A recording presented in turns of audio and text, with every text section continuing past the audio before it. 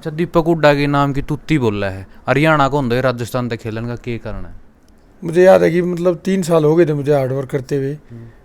Rewari side एक tournament में गया था, एक सिंगल पॉइंट स्कोर नहीं आया मुझे कि अच्छा। क्या मतलब सिंगल पॉइंट ये भी नहीं समझ में आया क्या है। हम्म, तो घर वापस आया, थोड़ा परेशान हुआ, आंखों में आंसू भी आए कि लाइफ का कुछ नहीं हो रहा है, हम्म, समझ में नहीं आया। फिर वही जब सुबह के 2:30-3 बजते हैं वही दिमाग में आएगी शायद कहीं प्रैक्टिस में कमी रहेगी। बिल्कुल। जो चीज़ कल 200 बार की था 400 बार करें। और जब मुझे ये बताया गया कि मतलब बेटा आप इंडिया टीम की कैप्टनशिप करोगे, हम्म, मतलब उस दिन में मेरी आंखों में बहुत ज़्यादा आंसू आए थे। मेरी बहन भांजा भांजी हम्म, और स्वीटी भी आई थी मेरा, सब क्योंकि इनका कैंप भी यहीं चल रहा था। हाँ, इंडिया टीम रोहतक यार, हमारे रोहतक ही हाँ, इंडिया टीम चैंपियन सिलेक्शन हुआ था हुआ। हमारा भी। तो मुझे बताया कि ऐसे आप कैप्टन बनाएंगे, तो मेरी आंखों में आंसू थे। मैं कम से कम 5-7 मिनट रोया वहाँ की।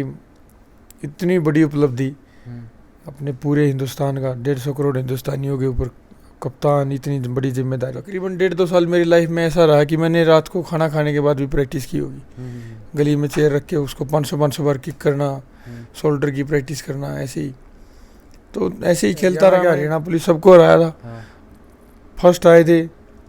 पूरा हरियाणा में बोलने लगा था भाई हुड्डा बहुत तगड़िया रेडर हो गया, बहुत तगड़ा रेडर हो चुका है अपने नेशनल स्टाइल कबड्डी का। और कवर भी खेलता था मैं, हाँ, और रेडर भी। और मतलब इतना बढ़िया नाम होने के बाद मैं एयर इंडिया से 2013 में ऑल इंडिया टूर्नामेंट में बेस्ट प्लेयर निकला कई जगह। बाइक के भी जीती मैंने, महाराष्ट्र में 3-4 जगह बाइक जीत रखी मैंने, हाँ, best raider best player tournament की। और उसके बावजूद मतलब सिलेक्शन नहीं मिला। तो फिर मैं क्या करता, जब सिलेक्शन ही इन्होंने नहीं दिया तो फिर ये तो दुर्भाग्य है।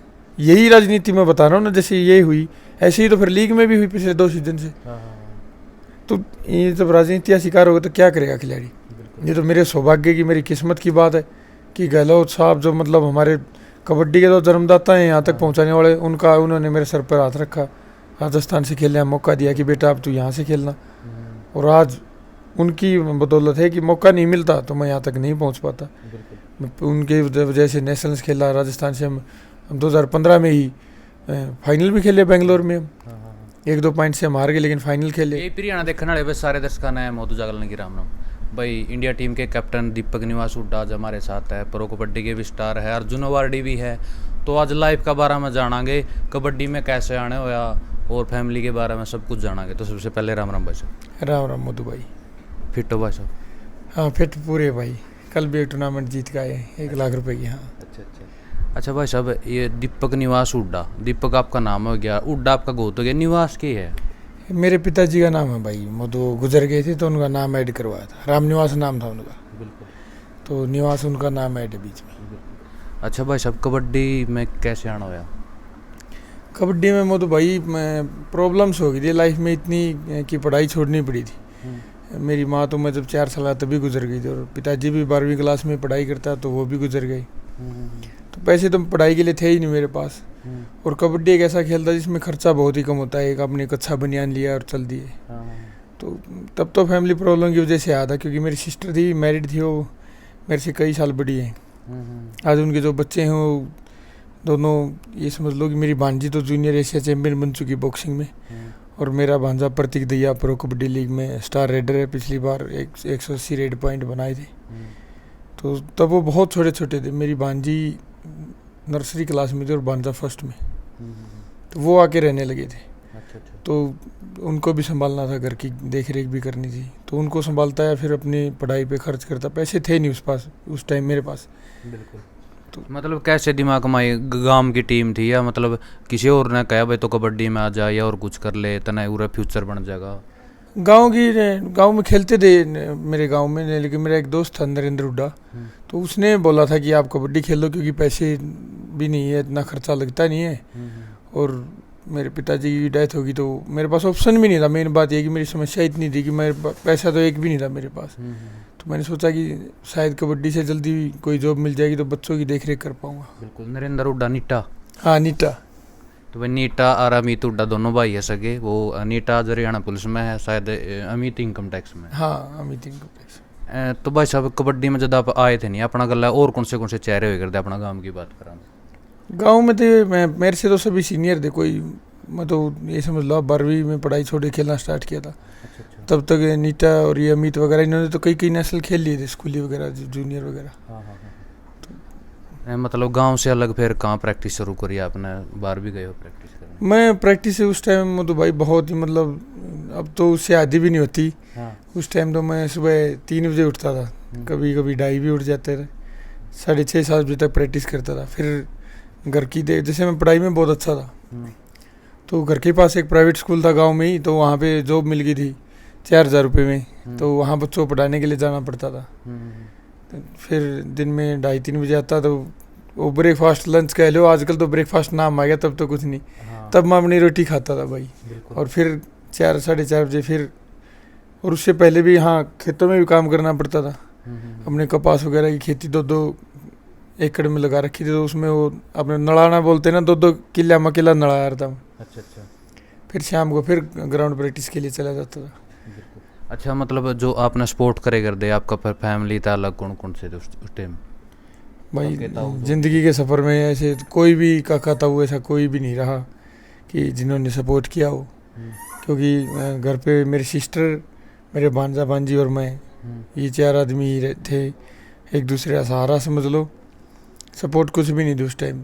इतना संघर्ष रहा लाइफ में कि अब तो शब्दों में बयां भी नहीं कर सकता। बिल्कुल। अच्छा, जब कबड्डी में आए मतलब वेट से शुरुआत करी थी या ओपन की टूर्नामेंट खेली थी? सीधा ओपन से ही खेला भाई मैं। वेट का तो क्योंकि मैं पहले बहुत गोलू मोलू सा हुआ करता था, पढ़ाई करता था, तो 90-92 kg तो वेट होगा मेरे में कम से कम। हाइट काफ़ी थी। हाँ हाइट ऐसे ही थी, तो हेल्थ तो बन चुकी थी जितनी बननी थी, क्योंकि सीधा 12वीं करके ही खेलना स्टार्ट किया था मैंने। मतलब आपका जो लाइफ का मोमेंट पलटा, कौन सी टूर्नामेंट ने पलटा, कौन सी नेशनल ने या स्टेट ने, किसने पलटा?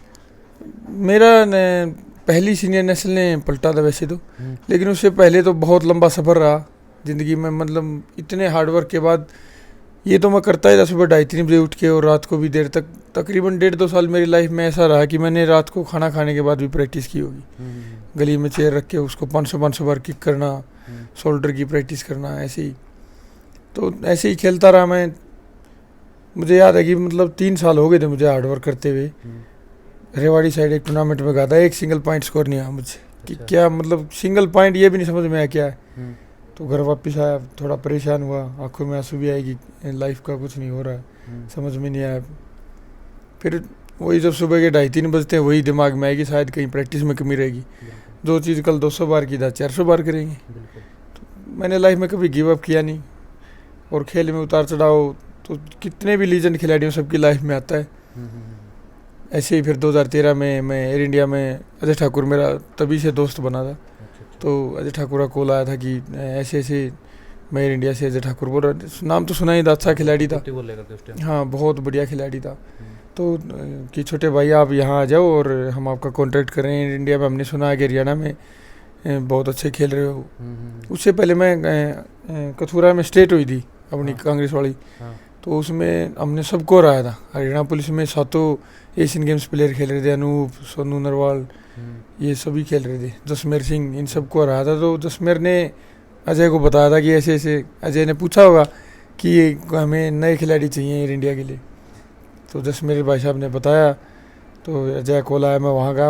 वहाँ भी एयर इंडिया की तरफ से काटोल में पहली बार खेला था 2013 में, वहाँ बेस्ट रेडर निकला, हम फर्स्ट आए।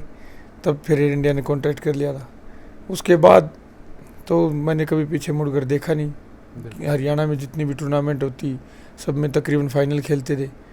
उस टाइम मेरा एक दोस्त था योगेश हुड्डा, वो भी बहुत अच्छा खिलाड़ी था। कुछ इंजरीज हुई लाइफ में, कुछ प्रॉब्लम्स आई, उसका गेम थोड़ा डाउन हो गया ना, बहुत तगड़ा खिलाड़ी था। हम जहाँ भी जाते थे तकरीबन टीमें ये बोल देती थी, दोनों उड़ा गए भाई, पुल चेंज कर लो। ये बढ़ाई की बात नहीं है, उस टाइम टीम ही इतनी अच्छी होती थी। हम 7 खिलाड़ी थे, 7 के 7 बहुत ही बेहतरीन थे। अच्छा, साई में कैसे जाना है भाई साहब? साई में पहले तो मैं सीनियर नेशनल खेला था ना। साई में सही बोल रहे हो आप। साई में मैं संदीप के साथ गया था, मेरा दोस्त है खुचरू, आपके गांव से ही है। संदीप लेके गया था मुझे, क्योंकि मैं हरियाणा में तो बहुत अच्छा खेलने लग गया था। 2012 की बात है शायद। तो संदीप बोला कि साई में करते हैं साथ में प्रैक्टिस। तो संदीप मेरा बहुत अच्छा दोस्त है पहले से ही, और बोलते साई में बहुत हार्डवर्क, मुझे हार्डवर्क की मतलब ये था, एक किस्म से जुनून था। तो संदीप बोला कि वहाँ अपने हिसाब की मेहनत हो जाएगी, क्योंकि जयवीर को सब बहुत ज़्यादा कराते हैं बिल्कुल और दीपक भाई तुझे करनी भी ज़्यादा है तो वहाँ ठीक रहेगा। तब मैं सही में गया था। बिल्कुल, मतलब डाइट की प्रॉब्लम हो कर दी उस टाइम आप, मतलब बिल्कुल होती थी family भाई, problem इसमें भी बहुत फैमिली ज़्यादा। प्रॉब्लम बहुत ज़्यादा थी और डाइट तो बच्चों की फीस के लिए ही सोचना पड़ता था कि कल बच्चों की फीस कहाँ से दूंगा, तो डाइट खाने के लिए पैसे कहाँ से होते। अगर मैं अपने ऊपर उस टाइम खर्च कर देता तो फिर बच्चों की देख रेख नहीं हो पाती, बिल्कुल इनकी फीस ही नहीं दे पाता मैं। बिल्कुल। अच्छा, कबड्डी आज का टाइम देखते देखते कहाँ पहुँची जब तक शुरुआत करी थी आज का टाइम लग? देखो पहली बार जब प्रो कबड्डी ऑक्शन हुआ ना, हम इंडिया कैंप में थे बेंगलोर, हमारे दोनों कोचेस थे जो वो ऑक्शन के लिए गए हुए थे मुंबई, और हम सभी वो लाइव, तब तो ऐसे टीवी पे तो नहीं आती थी, फ़ोन में ही लाइव चलता रहता था कि इतनी लग चुकी है, तो 60 लाख का ही पूरा पर्स था बस। और उनमें से 4 इंटरनेशनल खिलाड़ी लेने होते थे, ए ग्रेड में इंटरनेशनल होते थे। मैं तो नेशनल ही खेला था बस, हालांकि नेशनल का बेस्ट प्लेयर रहा था मैं 2014, तो लेकिन हमने देखा किसी ने 40 लाख खर्च कर दिए, किसी ने 45, किसी ने 46 तक खर्च कर दिए 4 खिलाड़ियों पे। तो मैंने सोचा माँ, बाकी सबका रेस्ट था, सैटरडे था, वो कोच भी नहीं थे और ऑक्शन देख रहे थे, सभी रेस्ट कर रहे थे। मैंने सोचा कि नाम आएगा कि नहीं आएगा पता नहीं, मैं रनिंग करने निकल गया था, अपने ट्रैक पे रनिंग कर रहा था। जब मेरी बोली लगी 12,60,000, तो दोस्तों के गांव से मतलब फ़ोन आए, तो मैंने सोचा शायद मज़े ले रहे हैं। तो मैंने उनको मतलब अपने देसी भाषा मजाक में गाली से बोलते हैं, माँ माही में ले गया तो मैं मजाक करने को, मैं इग्नोर ही कर दिया, फ़ोन कट कर दिया। लग ही नहीं रहा था ना कि मतलब 12,60,000 लग गई होगी, क्योंकि 12,80 तो हाईएस्ट थी, जो उस टाइम इंडिया टीम कैप्टन थे उनकी थी वो। हाँ, तो फिर जब चतुर्वेदी सर है उनका फ़ोन आया अपने फेडरेशन से, अपने जो प्रेसिडेंट थे लेट सीरीज नारदन सिंह गहलोत, उनके पर्सनल सेक्रेटरी हैं वो, तो उनका कॉल आया चतुर्वेदी सर का, वो बोले कि बेटा तेरी इतनी ऑक्शन में इतनी बोली लगी है और अब टाइम्स ऑफ इंडिया को इंटरव्यू देना है। तब मुझे यकीन हुआ कि हाँ भैया अपने अधिकारी बोल रहे हैं तो मतलब सचिव बोल रहे हैं। तो आप समझ रहे, मतलब 12,60,000 उस टाइम हाईएस्ट बिडो में से एक थी, और आज 2 करोड़ से ऊपर जा चुकी है बोली। आज हमें एक बच्चा जानता है, हर सोशल प्लेटफॉर्म पे इतने फेमस हो चुके हैं। ये जो मान सम्मान है ना, इसकी मतलब बराबरी नहीं हो सकती, ये सब प्रो कबड्डी की देन है। देखो पैसे तो बिजनेसमैन कमाते ही हैं कितने सारे, लेकिन मान सम्मान प्रो कबड्डी ने दिया है। अच्छा, तेलुगु टाइटन में आप 2 सीज़न खेले भाई साहब, उसके बाद मतलब कैसे संपर्क में आए, पुणे के आप कैप्टन नहीं बने हो फिर? मैं तेलुगु में 2nd सीजन तक खेला, तब तो ऑलराउंडर भी खेलता था, लेफ्ट कवर और राइट। हम उस टाइम क्या था 3रे सीजन में कि प्लेयर्स अपनी मर्जी से टीम चेंज कर सकते थे, जैसे बड़ी बड़ी लीग, फुटबॉल लीग में वैसे ही होता है मतलब मोस्टली, और होना भी मतलब एक किस्म से ठीक भी था। इससे क्या है, प्लेयर्स की मर्जी होती थी, कोई बाउंडेशन नहीं थी। तो मैं और अजय ठाकुर तो पहले अभी अच्छे दोस्त थे, इतने साल हम तकरीबन मैं 5-6 साल एयर इंडिया में रहा अजय के साथ। तो मैं और अजय जैसे हुआ कि टीम चेंज कर सकते हैं, और हम दोनों ने तो प्लान बना लिया कि चलो साथ में। फिर पुणे टीम के सीईओ से हमारी मीटिंग है, हम और उनके जो हेड कोच हैं अभी भी जो उनके मेंटोर हैं वो श्री अशोक शिंदे, वो हमारे एयर इंडिया के कोच हैं। तो उन्होंने बोला कि अपनी एयर इंडिया की टीम को यहाँ शिफ्ट करते हैं। सोने पे सुहागा हो गया। हाँ, तो हमारे लिए तो फिर अच्छी बात थी, क्योंकि इतने साल से एयर इंडिया में रहते आए थे। तो बोले कि अपनी पुणे टीम स्ट्रॉन्ग बनाते हैं। पुणे 2 सीजन से 8वें नंबर पे रह रही, तब 8 टीमें होती थी। तो फिर अजय और मंजीत बेंगलोर में साथ थे, तो मंजीत से भी बात कर लिया, फिर हम बात करके सारे एक साथ आ गए। अच्छा, दूसरा सीजन में अपनी बोली कितनी लगी थी? पहला में लगी अपना पे 12,60, फिर वो 10% बढ़ गई थी ऑटोमेटिक। हाँ, मतलब सीजन 3 में लगातार बताओ। अब सीजन 3 में 32 लाख थी, फिर 50 हुई, फिर 5 में 83 समथिंग हुआ, ऐसे ही बढ़ता गया। अच्छा, 6 में टॉप बोली बताओ कब लगी? 6 में मेरी एक 15 लगी, 7वें में एक 30 लगी थी, वो हाईएस्ट थी। अच्छा, ये के कारण है मतलब आपका मतलब इस सीजन में थोड़ा गेम भी डाउन देखने मिला भाई साहब के कारण? मोदू भाई देखो, टीम गेम है, अगर डाउन होता तो वो तो सबको दिखता डाउन। मैं नेशनल भी खेलता हूँ, इतना अच्छा खेलता रहा हूँ। अच्छा, अयोध्या नेशनल का बेस्ट रेडर भी था मैं अकेले उस टाइम। तो जैसे एक बहुत अच्छा खिलाड़ी है हमारा, राजस्थान से ही खेलता है, अपना सचिन तंवर भाई है, वो भी नहीं था, फिर भी मैं टीम को अकेले रेडर सेमीफाइनल तक लेके गया। 83 रेड पॉइंट्स के साथ नेशनल का बेस्ट रेडर था, फिर भी मेरी बोली 55 लाख पे रोक दी गई। तो देखो, हर चीज़ के ऊपर अपना कंट्रोल नहीं होता है। अपने कबड्डी में ये दिक्कत रही है, थोड़ा पार्शियलिटी ज़्यादा रहती है। हमारा कबड्डी गेम बहुत अच्छा है, और इसी वजह से इतने लोग पसंद करते थे। गेम इतना ऊपर भी आ गया है, लेकिन देखो भेदभाव तो ज़्यादा ही रहता है आजकल, थोड़ा ज़्यादा ही चल रहा है कोचेज का। मेरे ख्याल से ये एक मेरे जितने इतने अनुभवी सीनियर खिलाड़ी, इतने हाई लेवल के खिलाड़ी के साथ हो रहा है, तो मैं तो सोचता हूँ छोटे खिलाड़ियों के साथ तो बहुत ज़्यादा होता होगा। और सच्चाई भी है कि अब दूसरे बच्चे बोलते थे कि मुझे जानबूझ के नहीं लिया जा रहा, मैं इतना अच्छा खिलाड़ी हूँ, मेरा जानबूझ के सिलेक्शन नहीं हो रहा लीग में। बहुत शिकायतें आती रहती, जैसे मैं, आप समझ सकते हो मेरे लेवल पे तो बहुत बच्चे अप्रोच करते होंगे, छोटे भाई मेरे बड़े भी, कि मुझे जानबूझ के नहीं लिया गया, मुझे जानबूझ के खिलाया नहीं गया। तो मुझे लगता था कि मतलब यार कहीं ना कहीं प्लेयर की कमी होगी शायद, ऐसा तो नहीं होना चाहिए इतनी बड़ी लीग में। लेकिन आप भी देख रहे हैं और भी देख रहे हैं, पिछले 2 सीजन से मेरे साथ तो हो ही रहा है। जो खिलाड़ी मतलब परफॉर्मेंस में रहते हुए, आपने 1 करोड़ 30 लाख का था, उसके बाद के नेशनल में भी वो बेस्ट रेडर निकला है, तो उसका मतलब परफॉर्मेंस तो डाउन हुई नहीं। तो आप उसको जानबूझ के 50 लाख रुपया प्लेयर कर देते हो। मेरे से आधा खिलाड़ी भी नहीं, जो उसको आप 1 करोड़ 1.5 करोड़ रुपए दे रहे हो। बिल्कुल सच्चाई बात है। ये तो सच्चाई है, दिख रही है। तो फिर ये पार्शलिटी करके आप गेम को आप थोड़ा ना कर रहे हो, ये तो गेम को डाउन कर रहे हो। फिर क्या मतलब, क्या मैसेज जाएगा खिलाड़ियों में? और हमारे जैसे मैं क्या, और भी जो सीनियर खिलाड़ी उनको भी डाउन किया जा रहा है। जो मेरी साथ के थे, राहुल चौधरी ले लो या और खिलाड़ी भी हैं अच्छे, उनको ज़बरदस्ती डाउन किया जा रहा है। जबकि हम इस खेल की गरिमा है, मैं अपनी तारीफ के लिए नहीं कह रहा, हमने अपने जी जान, अपनी पूरी ज़िंदगी दी कबड्डी खेल को, और प्रो कबड्डी लीग में पहले सीजन से खेलते आ रहे हैं। अब हमारे जैसे खिलाड़ियों के साथ ये भेदभाव होगा, हमें इसका शिकार बनाया जाएगा, पॉलिटिक्स का, राजनीति, खेल की राजनीति हर जगह है, लेकिन हमें शिकार बनाया जाएगा। तो हमसे जो नीचे लेवल के खिलाड़ी, उनके साथ तो कुछ भी हो सकता है। बहुत से खिलाड़ियों पैसे भी रोक के जाते हैं, बहुत से खिलाड़ियों को टीम से भी निकाल दिया जाता है। ऐसे काफ़ी केसेस आए हैं, खिलाड़ियों को खरीद के भी बीच में वापस भेज दिया जाता है। तो ये कबड्डी के लिए अच्छी बात नहीं है। बिल्कुल, मतलब राजनीति कह रही है, उसका मेन कारण यूँ है। बिल्कुल, आप देखो, जब एक खिलाड़ी, मेरे पिछले सीजन में भी 5-6 मैच ऐसे गए, मैच की पहली कैच चेंज कर दिया, कंटिन्यू किया ऐसे। मैं पूछा, मैं साहब ऐसा क्या रीज़न था कि मतलब हमें ऐसा लग रहा था कि मतलब आज तेरी बॉडी चलेगी नहीं, पहली कैच हो गई, पहली कैच होगी। ऐसे खिलाड़ी, एग्जांपल दे दूं, मैं जिस टीम में खेल रहा था उस टीम में ऐसे खिलाड़ी थे, हाफ टाइम तक खाता नहीं खुलता था, 5-5 6-6 कैच, और वो खिलाड़ी फिर 20 पॉइंट स्कोर कर देता था। अब रेडर की कैच नहीं होगी तो किसकी होगी? डिफेंडर की थोड़ी ना होगी।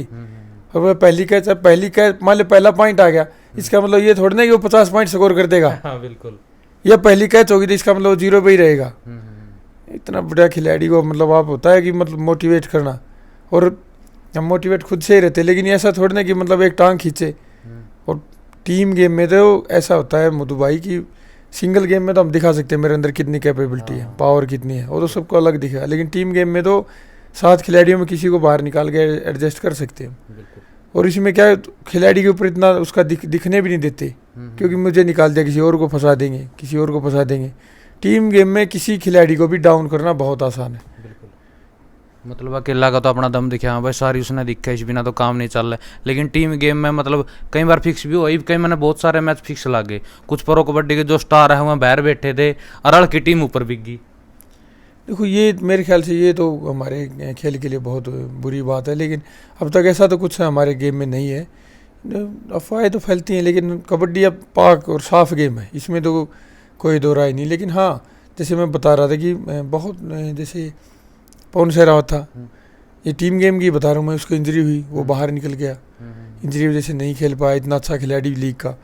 लेकिन उसके निकलने के बाद भी नरेंद्र कोडोला ने 230 या 40 पॉइंट स्कोर किए, एक यंग बच्चा, और तमिल तलावा सेमीफाइनल खेली। तो टीम गेम में मतलब आप ये नहीं कह सकते कि मतलब कोई अकेला दम दिखाता है तो एक खिलाड़ी को निकाल के दूसरे को एडजस्ट कर सकते हैं। तो परफॉर्मेंस डाउन नहीं हुई, और मैं इसको प्रूव भी करूँगा आने वाले नेशनल्स में भी और आने वाली लीग में भी। लेकिन बशर्ते ये तो होना चाहिए कि मौका दिया जाए। अब ये एक बात देखो, आप प्रो कबड्डी लीग में विदेशी खिलाड़ी हैं, उनको तो बड़ा चढ़ा के ऑप्शन दिया जा रहा है। ये हमारे खेल के लिए अच्छी बात है कि सारी दुनिया से खिलाड़ी आए, ये तो हम भी चाहते हैं, तभी हमारा खेल तो सारी दुनिया में जाना जाएगा, दूसरे के देशों में भी खेल इम्प्रूव होगा, ये तो बहुत अच्छी बात है। लेकिन अपने खिलाड़ियों, अपने सीनियर खिलाड़ियों को डाउन क्यों किया जा रहा है? ये तो गलत चीज़ चल रही ना। हम रेस्पेक्टेड हैं इस खेल के, हम पहले से हमने पहचान, कबड्डी ने हमें दी है तो हमने भी कबड्डी को पहचान दी है। पूरी देश दुनिया हमें देखती है कि ये वो स्टार खिलाड़ी है। अब वैसे तो जितने युवा खिलाड़ी हैं हम उनको भी डाउन कर सकते हैं ज़बरदस्ती, क्योंकि ये सब कोचेज के हाथ में होता है। तो ये ऐसा बहुत गलत हो रहा है, इसके ऊपर कुछ सुधार होना चाहिए। अच्छा, दीपक हुड्डा के नाम की तुत्ती बोल रहा है, हरियाणा को होंगे राजस्थान तक खेलन का क्या कारण है? देखो, मैं उस टाइम मुझे खेलना बहुत ज़रूरी था, और आपको ही पता है, सबको पता है, कथुरा में स्टेट हुई थी, पूरे हरियाणा के हरियाणा पुलिस सबको हराया था, फर्स्ट आए थे। पूरा हरियाणा में बोलने लगा था भाई हुड्डा बहुत तगड़िया रेडर हो गया, बहुत तगड़ा रेडर हो चुका है अपने नेशनल स्टाइल कबड्डी का, और कवर भी खेलता था मैं, और रेडर भी। और मतलब इतना बढ़िया नाम होने के बाद मैं एयर इंडिया से 2013 में ऑल इंडिया टूर्नामेंट में बेस्ट प्लेयर निकला कई जगह, बाइक के भी जीती मैंने, महाराष्ट्र में 3-4 जगह बाइक जीत रखी मैंने, best raider best player tournament की, और उसके बावजूद मतलब सिलेक्शन नहीं मिला। तो फिर मैं क्या करता, जब सिलेक्शन ही इन्होंने नहीं दिया तो फिर ये तो दुर्भाग्य है। यही राजनीति मैं बता रहा हूँ ना, जैसे ये हुई ऐसे ही तो फिर लीग में भी हुई पिछले 2 सीजन से। तो ये जब राजनीति का शिकार होगा तो क्या करेगा खिलाड़ी? ये तो मेरे सौभाग्य की, मेरी किस्मत की बात है कि गहलोत साहब जो मतलब हमारे कबड्डी के तो जन्मदाता हैं, यहाँ तक पहुँचाने वाले, उन्होंने मेरे सर पर हाथ रखा, राजस्थान से खेलने का मौका दिया कि बेटा अब तू यहाँ से खेलना। और आज उनकी बदौलत है कि मौका नहीं मिलता तो मैं यहाँ तक नहीं पहुँच पाता। उनके वजह से नेशनल्स खेला राजस्थान से। हम 2015 में ही फाइनल भी खेले बेंगलोर में, हम 1-2 पॉइंट से हम हार गए, लेकिन फाइनल खेले। उसके बाद 5-6 बार ब्रोंज मेडल रहा हमारा। फेडरेशन कप में भी 3 ब्रोंज रहे मेरे राजस्थान की तरफ से खेलते हुए। वहीं से पहली बार 2016 में सेव गेम में इंडिया टीम की जर्सी मिली। ये तो एक खिलाड़ी के लिए सबसे खुशी की बात होती है कि इंडिया की टीम मिल जाए, बस वो इंडिया लिखा हुआ दिखना चाहिए। फिर 2016 में कबड्डी वर्ल्ड कप खेले, गोल्ड आया हमारा, ईरान को हराया था। 2017 में एशियन चैम्पियनशिप ईरान में ही। 2018 में दुबई मास्टर कप, फिर एशियन गेम्स खेले, हालांकि हम वहाँ हार गए थे, थोड़ा हो गई थी मिस्टेक्स। फिर 19 में एज कैप्टन मुझे बनाया गहलोत साहब ने। पहले तो अपने देश के लिए खेलना ही बहुत बड़ी बात है, world cup champion, Asian games, Asian championship, और फिर पूरे भारतवर्ष हिंदुस्तान का कप्तान। मैं जब स्टार्ट किया था ना, मतलब ये सोचा नहीं था कि मतलब कबड्डी ऐसे खेल रहा हूँ, सोचा था कि परिवार की देखरेख के लिए खेल रहा हूँ, जैसे कि जॉब मिल जाए। हाँ, लेकिन थोड़े टाइम बाद मुझे इतना जुनून हो गया था कि एक बार इंडिया ज़रूर खेलना है। और जब मुझे ये बताया गया कि मतलब बेटा आप इंडिया टीम की कैप्टनशिप करोगे, मतलब उस दिन में मेरी आंखों में बहुत ज़्यादा आंसू आए थे। मेरी बहन, भांजा, भांजी और स्वीटी भी आई थी मेरा, जब क्योंकि इनका कैंप भी यहीं चल रहा था। इंडिया टीम रोहतक ही, हमारे रोहतक ही टीम सिलेक्शन हुआ था हमारा भी। तो मुझे बताया कि ऐसे आप कैप्टन बनाएंगे, तो मेरी आंखों में आंसू थे। मैं कम से कम 5-7 मिनट रोया वहाँ की। इतनी बड़ी उपलब्धि अपने पूरे हिंदुस्तान का, 150 करोड़ हिंदुस्तानियों के ऊपर कप्तान, इतनी बड़ी जिम्मेदारी, इससे ज़्यादा मतलब सौभाग्य और क्या चाहिए खिलाड़ी को। और फिर हमारा वहाँ पे गोल्ड मेडल आया 2020 में, भारत सरकार द्वारा अर्जुन अवार्ड दिया गया। तो अचीव बहुत कुछ किया लाइफ में, और किस्मत रही कि राजस्थान ने और गहलोत साहब ने मुझे खेलने का मौका दिया। ये तो खिलाड़ियों का दुर्भाग्य ही रहता है कि राजनीति हर जगह हो ही जाती है। अच्छा, अब राजस्थान तक खेलो, मतलब उसके बाद तो हरियाणा तक भी नेशनल खेलने के मौके आए होंगे, आप बुलाए होंगे। देखो, फिर तो बुलाया भी गया मुझे कई बार, मौके भी आप जैसे बोल रहे हैं, लेकिन मैं उस जगह कैसे छोड़ दूं जिसने मुझे मतलब लाइफ में पहली बार मौका दिया, दूसरी बार भी दिया, हर बार दिया। बिल्कुल, ज़िंदगी पलटी है। मुझे इंजरी भी हुई थी, तो कबड्डी वर्ल्ड कप के फाइनल से पहले लिगामेंट इंजरी हो गई थी, MCL मेरा ग्रोइंग भी टीयर हुआ है, लेकिन उन्होंने मुझे हर बार सपोर्ट किया कि जल्दी ठीक हो गया। जब नेशनल्स फिर खेला, मैं इतना अच्छा खेला कि इंडिया टीम की कैप्टनशिप अर्जुन अवार्डी तक बन गया। अब कुछ पैसे के लोभ की वजह से मैं वहाँ से खेलना छोड़ के यहाँ से खेलने लग जाऊँ, तो मुझे तो लगता नहीं मतलब ऐसे खिलाड़ी को शोभा देगा। मुझे तो कभी लगा नहीं कि पैसे के लिए मैं जगह चेंज कर लूँ, क्योंकि जब मान सम्मान इन्होंने देना चाहिए था, मैं प्लेयर तो अच्छा तब भी था जब सिलेक्शन नहीं दिया गया, तो फिर मैं उस कबड्डी या जन्मदाता का एहसान कैसे उतार पाता। अच्छा भाई साहब, आप सारा सौदा खेल लिए, अर्जुन अवार्ड मिले, सबसे बड़ा प्लेयर का सपना हुआ अर्जुन अवार्ड मिला, कि प्रैक्टिस कितनी करनी चाहिए एक सब जूनियर का बालक ने, एक सीनियर का बालक ने? देखो, आज ये तो बहुत अच्छा सवाल उठाया मधु भाई आपने, क्योंकि अपना पेशेंस नहीं रही बच्चों में। साल भर हो जाए तो उनको सबको अपने माँ बाप को लेके बहुत अप्रोच आती है दिन भर में हमें भी। लीग खेलना है 1 साल 2 साल होते ही, लीग नहीं खेला तो बोलते हैं बोले छोड़ दो कबड्डी, इसमें कोई सपोर्ट नहीं करेगा तुम्हें, या कुछ नहीं हो सकता, आवारागर्दी। स्टेडियम्स में वैसे हम देखेंगे तो शाम को 200-300 बच्चे आते हैं, लेकिन उनमें से सिर्फ 10-12 बच्चे कामयाब होते हैं। उनमें से 2 या 1 या 2 तो लीग खेलेंगे, कुछ कोई आर्मी में लग जाएगा, कोई कहीं, बाकी सब खराब हो जाते हैं। और सिर्फ अपनी कमी की वजह से। हार्ड वर्क तो इतना चाहिए जिसकी कोई हद नहीं, क्योंकि हार्ड वर्क ही हमारी स्किल ठीक कराएगा। अब बेड पे सोगे तो स्किल ठीक नहीं हो सकती ना। तो हार्ड वर्क तो मैंने तो अपनी लाइफ में 12-12, 15-15 घंटे किया है। सॉरी कल रात को खेल गया थे ना, तो हार्ड वर्क के बिना तो कोई स्किल ठीक नहीं हो सकती। बिल्कुल लाइफ में जुनून तो चाहिए कुछ करने के लिए। बिल्कुल नहीं, मतलब स्किल तो आप गेम में बढ़ा सका। मैं रनिंग की और जिम की कुछ जिम पर ज़्यादा ध्यान दे हुआ, कुछ रनिंग कराई जाए, मैं उसके बारे में पूछ रहा हूँ। देखो हर चीज़ चाहिए आपको। रनिंग तो बेसिक होती है किसी भी गेम के लिए, रनिंग से अच्छा कोई ऑप्शन नहीं। मैं तो बहुत ज़्यादा रनिंग करते हैं।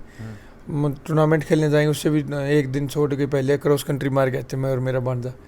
और मेरी वाइफ है अभी वर्ल्ड चैंपियन बनी, स्वीटी बुरा। ये बहुत बड़ी उपलब्धि होती है खिलाड़ी के लिए। वो भी रनिंग बहुत करते हैं। अभी आपने इंट्रो लिया, उससे पहले वो रनिंग करके आए थे 8-9 किलोमीटर। तो रनिंग क्या है ना, पूरी बॉडी का में ब्लड सर्कुलेशन करता है। अच्छा कोई भी खिलाड़ी उससे मतलब बॉडी अच्छी रहती है, हमेशा पंप रहेगी। और स्प्रिंट, सीढ़ियाँ बहुत चढ़ते हैं हम तो, स्कीपिंग। और जिम क्या है, जिम वैसे नहीं कि हमें कोई बॉडी बिल्डर की तरह करना है, लेकिन जिम भी करना चाहिए वीक में 2-3 बार तो, क्योंकि हमारे क्या है लिगामेंट्स वगैरह, शोल्डर्स वगैरह वो मजबूत रहेंगे। वैसा नहीं कि मतलब हमें देखना चाहिए स्पेसिफिक हमें क्या काम आएगा। जैसे लिगामेंट की एक्सरसाइज कर सकते हैं हम, शोल्डर्स की, स्क्वाट वगैरह, जिससे कि हमें इंजरी ना हो। बाकी तो देखो स्किल प्रैक्टिस से ही ठीक होगी।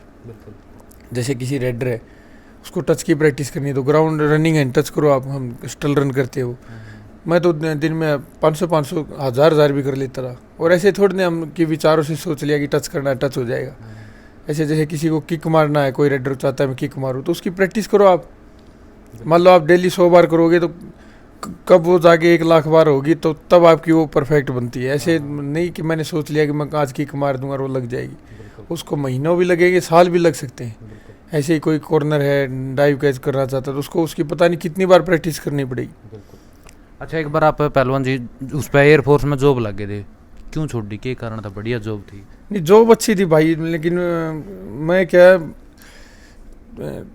आप मानोगे नहीं, मैं थोड़ा मतलब बंदिश में नहीं रह सकता, क्योंकि मुझे क्या है अपनी सेल्फ प्रैक्टिस ज़्यादा ही करता हूँ मैं। और जॉब तो एयरफोर्स की अच्छी होती है।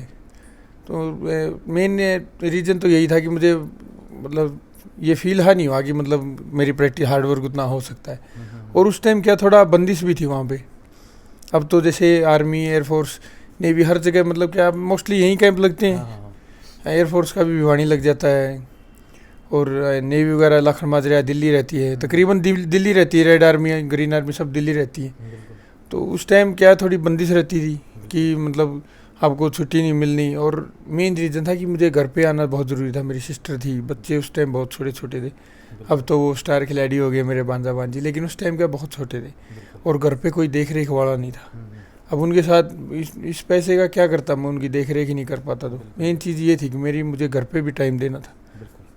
पढ़ाई लिखाई कहाँ तक होगी भाई साहब आपकी? पढ़ाई अब तो मैंने एमए कर ली भाई। हाँ, लेकिन की डिस्टेंस से ही है, एग्ज़ाम दे देंगे 1-2 बार, जैसे किसी मेरी आई फिर उसको दे, क्योंकि पढ़ने का टाइम मिल नहीं पाता। खिलाड़ी थक जाते हैं बहुत। जैसे तैसे करके मैंने एग्ज़ाम दे के एमए कर लिए। अच्छा, इनकम टैक्स का ऑफर कैसे आया जॉब का? इनकम टैक्स का मुझे पहले भी आया था, कई साल पहले।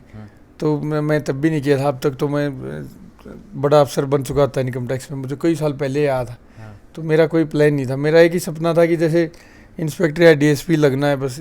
मैंने इसलिए मैं एयरफोर्स छोड़ने का ये भी मेन रीज़न था कि मुझे लगा कि ये तो मतलब लेवल की बात बनी नहीं। जैसे कोई भाई इंटरव्यू देख रहा था, ये सोचेंगे कि उस टाइम भी आपने ये सोचा। देखो सपने हैं ना, वो बड़े ही रखने चाहिए हमसे। मैं कभी लाइफ में ऐसा सोचा ही नहीं था कि मतलब कोई छोटी चीज़ सोची हो, क्योंकि बीच में भी कई बार मैंने ऐसे रिस्क लिए हैं। सब बोलते थे कि ये गलत किया आपने, ऐसे हो रहा था, ये ठीक था। मुझे अपनी हार्डवर्क पे हमेशा भरोसा रहता था। मुझे ये नहीं रहता था कि मुझे कोई चीज़ तोहफे में मिलेगी या मेरी किस्मत में होगी तो मिल जाएगी। मुझे ये रहता था कि भाई मेरे में दम होगा ना प्रैक्टिस करने का तो ले लूँगा। हाँ। जॉब छोड़ी तब भी बहुत लोगों ने मतलब ये बोला था कि मतलब जॉब छोड़ दी कितना नुकसान होगा, आगे जॉब मिले ना मिले, खेल तो ऐसा चोट लग जाएगी, ये तो होता ही, इंजरी हो जाए तो बोले कि फिर क्या करेगा, फिर कहाँ से पैसे आएंगे, खाने के भी पैसे नहीं होंगे, चोट लगेगी तो ठीक कर लूँगा। और बात ऐसी है, महा लेवल की बात नहीं है, जब तक ये नहीं हो ना मैं इंडिया नहीं खेलना, मैं जॉब देखनी ही नहीं कोई यार, जब वो करूँगा जब मेरा मन मानेगा। बिल्कुल। अच्छा, सप्लीमेंट जरूरी हो गया भाई साहब आजकल? बहुत सारे लोग न्यू भी कवा है, कह क्या कुछ देवा है, नकली पावा। एक बार असली की मतलब बताओ, पहचान बताओ, और लेना चाहिए नहीं लेना चाहिए? पहले मधु भाई क्या खाना पीना क्या था, नेचुरल था, अच्छा था, दूध घी में भी मिलावट नहीं होती थी, गेहूं में भी अब तो हर यूरिया हर जगह, दूध भी पता नहीं क्या क्या मिला के दे देते हैं। अच्छा, फल फ्रूट उतने खा नहीं पाते हम, आधे फल फ्रूट तो उन्हें खाए जा रहे थे, जामुन जुमन आम बूम खाए जा रहे थे गाँव में। तो आदमी क्या जो डेली चीज़ फॉलो कर नहीं सकते हम कि मैं डेली केला भी खा लूँ, संतरा खा लूँ, या डेली इतना दूध पी लूँ। भाग दौड़ भरी ज़िंदगी है, खाने पीने अच्छे नहीं रहे, तो इसलिए फिर सप्लीमेंट की नीड हो गई है, क्योंकि वो कमी या पूर्ति हो जाती है। अगर किसी ने भाई नॉर्मल हार्डवर्क करना है तो काम वैसे ही चल जाएगा, नॉर्मल हार्डवर्क से लाइफ अच्छी नहीं होनी, तो वही बात आ जाती घूम फिर के कि बढ़िया मेहनत करनी तो सप्लीमेंट्स की ज़रूरत हो जाती है। लेकिन क्या बिजनेस बना लिया, और ये तो मैं तो मानता हूँ कि पब्लिक अंधी हो रही है बिल्कुल। जैसे मेरा खुद का भी सप्लीमेंट स्टोर है, किया हुआ हमने रोहतक में, यहाँ DNS न्यूट्रिशन नाम से बड़ा बाई रहता है। तकरीबन 50 लीग के खिलाड़ी लेते होंगे, इंडिया टीम के भी कम से कम 15-20, रेसलिंग के इंडिया कैंप में भी जाता है, बॉक्सिंग के, जैसे मेरी मैडम खुद ही वर्ल्ड चैंपियन बनी है, मेरी मिसेज स्वीटी बुरा, मेरा भांजा, मेरी भांजी। तो ये मैं इतने साल से खेल रहा हूँ कबड्डी, अभी भी फिट हूँ, खेलूँगा अभी भी 5 साल और। ये क्या अच्छे नेचुरल ओरिजिनल सप्लीमेंट की बदौलत है। और बहुत खिलाड़ी लेते हैं, एक बार चमक जाते हैं फिर डाउन हो जाते हैं। ये सब होता है कि मतलब आपको कुछ ना कुछ मिला के पहले तो दे दिया जाता है, फिर वो बाद में साइड इफेक्ट करता है, तो फिर बॉडी डाउन हो जाती है। बहुत सारे तो गेहूं और बाजरा पीस कर या बिस्कुट पीस के बेच दे है, वो गेंदर हो जाता है, बिस्कुट पीस के गेंदर बना दे हैं, अच्छा उसमें स्टेरॉइड मिला देंगे। आजकल ये कितने खिलाड़ी डोप में फंस रहे हैं, इसी की बदौलत है कि उनको पता ही नहीं होता कि वो अपना सप्लीमेंट बेचने के लिए झूठ सच बोल के दे देते हैं। और एक पता नहीं हमारी मतलब लोग क्या अंधे हो रहे हैं कि मतलब जो माइक के आगे बोलता ना, ले भाई मैं दूंगा तुमने बढ़िया चीज़ या खा लो आप न्यू हो जाओगे। आप एक बार बैकग्राउंड तो चेक कर लो उस आदमी का। हम जैसे हम 2 भाई बैठे हैं, आप भी एक मतलब सोशल काज का काम कर रहे हो, मैं इतना बड़ा खिलाड़ी हूँ, और अब कोई तीसरा आदमी आ जाए, उसने कभी स्पोर्ट्स से कोई वास्ता ही नहीं है, और वो आगे बोल रहा है कि मैं दूंगा आपको, आप शक्तिमान बन जाओगे नहीं, और फिर पूरी पब्लिक उसी को फॉलो कर रही है।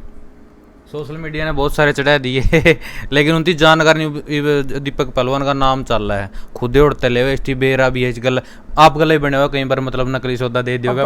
पहले बहुत होता था भाई, जैसे मतलब दोस्त है अपने पंजाब से खिलाड़ी, वो बोल देते थे कि पटियाला से ले लो, या फिर कोई बोलता था यहाँ भिवानी से ले लो, कोई बोल देता सोनीपत से ले लो, ये बढ़िया चला रहा है, बढ़िया नाम हो रहा है, लिए भी खाए भी।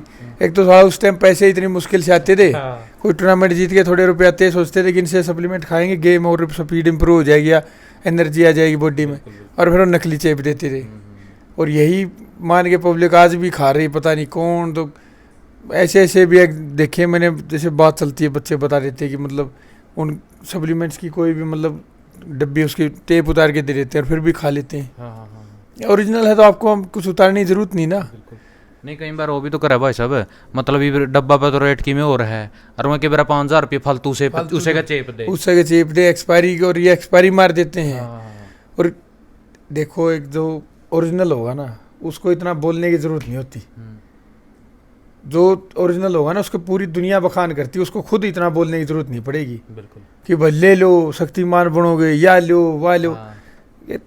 कोई भी कितनी भी ब्रांड देख लो, अब मर्सिडीज वाला रोड पे बैनर नहीं लगाएगा कि मेरी मर्सिडीज ले लो। वो तो जिसकी नहीं बिकती होगी ना क्वालिटी वाल्टो, उसने ही दुखी होना पड़ेगा, कदे ना बिकाया। मर्सिडीज वाले को तो दिक्कत नहीं होती, वो इतनी महंगी गाड़ी है, क्योंकि वो ओरिजिनल है, जेन्युइन है। तो ये थोड़ा खिलाड़ियों को भी और जो नॉर्मल डेली लाइफ वाले उनको सोचना चाहिए कि आप कम से कम ये देख लो कि किस आदमी से ले रहे हो भाई। कोई स्पोर्ट्स में उसने खुद लाइफ में कुछ अचीव किया है, स्पोर्ट्स में किसी लेवल पे है, कोई खिलाड़ी देता हो तो हम तो ये समझ ले इसने कुछ खाया होगा बेचारे ने, लाइफ में कुछ किया अचीव, तो इसका मतलब अच्छा आदमी है। ये समझ सकता है कि खिलाड़ियों को दिक्कत होती है, थोड़े बहुत पैसे लेके तो बेचारे मांग मूंग के घर वाले भी सोचते हैं कि मैं थोड़ा खा लूँ, इस नेशनल में सिलेक्शन हो जाए, या कोई प्रो कबड्डी के NYP की ट्रायल दे दूँ, या कोई दूसरे गेम का होगा, मान ली रेसलिंग का सोचता होगा भाई मैं घर क्या, बेचारे गरीब खिलाड़ी कौन होता है। देखो एक कुश्ती, बॉक्सिंग और अपने कबड्डी, ये सब खेलना बेचारे मिडिल क्लास और मिडिल क्लास से भी नीचे के गरीब आदमी। अब जो पैसे वाला तो शूटिंग करेगा, बैडमिंटन टेनिस ये खेलते हैं। अब ये गरीब बच्चे मांग मूंग के घर वाले या जुगाड़ करके कहीं से सप्लीमेंट दिवाओ हैं और उनमें भी धोखाधड़ी हो जाए तो कोई फ़ायदा ही नहीं रहता ना। तो प्लीज़ थोड़ा इस चीज़ का ध्यान रखो। मैं नहीं बोल रहा कि मेरे पास से लेना है, लेकिन कहीं से भी लो, किसी अच्छे आदमी से ले लो, क्योंकि आप पूरी ज़िंदगी का सवाल है इस चीज़ का। अच्छा, ईब सपना क्या है भाई साहब आपका? भाई मैं तो इस लेवल तक पहुंचना चाहूँ लाइफ का। वो तो भाई पहले तो एक बार पिछले एशियन गेम्स में जो हार गए थे हम, जो दुर्भाग्य रहा था, इंडिया टीम का फिर से एशियन गेम्स में गोल्ड उठा के लाना है एज कैप्टन। लाइफ में ये अचीव करने के लिए बस अब हार्ड वर्क कर रहा हूँ, और आगे ऊपर वाले की मर्जी, मेहनत कर रहे हैं। बहुत दिया है, उसका शुक्रिया रहेगा हमेशा, प्यार सम्मान दिया है इतना, आप जैसे भाई इतना मान सम्मान दे रहे हैं, और तो क्या चाहिए खिलाड़ियों को। और एक प्रो कबड्डी में गोल्ड आना वो सपना रह रहा है। बिल्कुल, उसके लिए भी बहुत हार्ड वर्क कर रहा हूँ, और ज़्यादा करूँगा। अपने स्किल्स के ऊपर फोकस चल रहा है, करेंगे। अभी तो लाइफ में बहुत कुछ अचीव करना है, क्या एज हुई, कुछ भी नहीं, फिट हैं, इतनी हार्ड वर्क कर रहे हैं, तो दिक्कत कुछ है नहीं अभी। तो लास्ट में दर्शकों को क्या संदेश देना चाहोगे भाई साहब जो कबड्डी में आना चाहोगे? मैं कबड्डी में जितने भी खिलाड़ी आना चाहते हैं उन सबको ये संदेश देना चाहता हूँ कि देखो फ्यूचर बहुत अच्छा है अभी कबड्डी का, और आज से 5 साल बाद तो अब ये समझ लेना कि क्रिकेट के बराबर हो जाएगा। चाहे वो आपको फाइनेंशियल सपोर्ट हो, रुपए की बोली वगैरह लगनी या मान सम्मान, कहीं भी कमी नहीं है, लेकिन हार्ड वर्क करो, स्किल के ऊपर फोकस करो, और कहीं भी प्रैक्टिस करो। आप अपने आप से इम्प्रूव होता है गेम, ये कोई बहाना नहीं कि कोच अच्छा नहीं था या जगह अच्छी नहीं दी। मैं घर पे प्रैक्टिस करके स्टार्टिंग है 3-4 साल, तो कोई भी बहाना नहीं है। अपने लाइफ को चेंज करना तो प्लीज़ हार्ड वर्क करो, हार्ड वर्क के सिवा कुछ भी नहीं। आजकल सोशल मीडिया ज़माना है, यूट्यूब पे मैच देख लो, स्किल अपने आप ही ना पता चल जाती है क्या करने, इसने किक मारी, बोनस क्या किया। मैंने तो अपनी लाइफ में मतलब कोच मेरे, हाँ मैं इंटरव्यू में बताना भूल गया, मैं 3-4 साल के बाद मेरे पहले कोच थे श्री जगमाल नरवाल, उनके भाई महिपाल और सतपाल दोस्त थे मेरे, उन्होंने बोला था कि रिंडाना प्रैक्टिस कर लो। ऐसे तो आप सबको मिल जाएगी कहीं ना कहीं कुछ टाइम के बाद, लेकिन बहाना नहीं होता लाइफ में कुछ भी करने के लिए। प्लीज़ आप सब अपनी और अपने परिवार की लाइफ चेंज कर सकते हैं। बहुत ज़्यादा मेहनत कीजिए, लाइफ में निराश कभी नहीं होना। सफलता एक दिन में मिलती नहीं है, ये कहानियों की बात नहीं होती कि मतलब बार बार गिर के उठना पड़ता है। ये लाइफ में भी ऐसे होता है, असफल हो गए, असफल नहीं होते तो कुछ नहीं होता लाइफ में। टीवी देखते होंगे सब, एक वो जब कोई हॉस्पिटल में एडमिट होता है ना तो लाइंस चलती हैं, और लाइंस जब ऊपर नीचे चलती है ना तो ज़िंदगी चलती है, तो सीधी हो जाती है ना तो आदमी मर जाता है, और टू की आवाज़ आती है, टू। तो ज़िंदगी भी ऐसे ही रहती है, उतार चढ़ाव आना भी बहुत ज़रूरी है, वो मजबूत बनाता है। तो प्लीज़ आप सब भी एक दिन मेरी तरह इसी तरह बैठ के मधु भाई से इंटरव्यू दें, आपकी लाइफ भी किसी के लिए प्रेरणा बन सकती है। तो कभी भी गिव अप नहीं करना है लाइफ में, मेहनत करिए, ज़रूर सफल होंगे। हाँ भाई, अगर जितना हम लाख का लायक हो तो लाख मिले, करोड़ का लायक है तो करोड़, और जो जीरो का लायक होगा तो जीरो ही मिलेगी। तो दीपक पहलवान के विचार अपना जाने, जो अपने विचार है वो नीचे कमेंट बॉक्स में जरूर देने हैं। वीडियो को ज़्यादा से ज़्यादा शेयर करिए। मिलते किसी नेक्स्ट वीडियो में, तब तक के लिए जय हिंद।